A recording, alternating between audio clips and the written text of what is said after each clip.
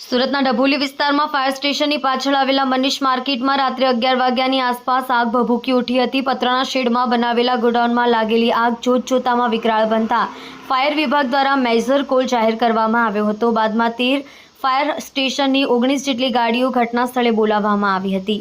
Fire વિભાગની team મહામહેનતને રાતના 12 વાગ્યાની આસપાસ આગને કાબૂમાં લીધી હતી. આ ઘટનામાં ગોડાઉન માલિકોને લાખોનું નુકસાન થયું છે. સદનસીબે કોઈ જાનહાનિ થવા પામી નથી.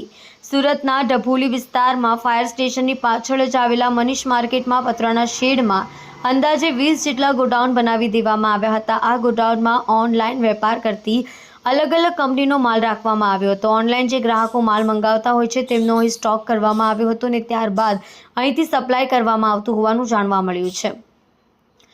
જેમાં ગત મોડી રાત્રે એક તરફની 10 ગોડાઉનની લાઇનમાં આગ ભભૂકી ઉઠી હતી. Fire officer M.K. ધોબીએ જણાવ્યું, પતરાના શેડમાં આવેલા એમેઝોન સહિતની અલગ અલગ કંપનીના ગોડાઉન અહીં ઊભા કરવામાં આવ્યા છે. એક બેકરીનો મોટો ભાગ પણ અહીં જણાઈ આવ્યો છે. આગ ખૂબ જ વધુ હોવાથી મેજર કોલ જાહેર કરવામાં આવ્યો હતો. લગભગ 13 ફાયર સ્ટેશનની 19 જેટલી ગાડીઓ ઘટના સ્થળ ઉપર બોલાવવામાં આવી હતી.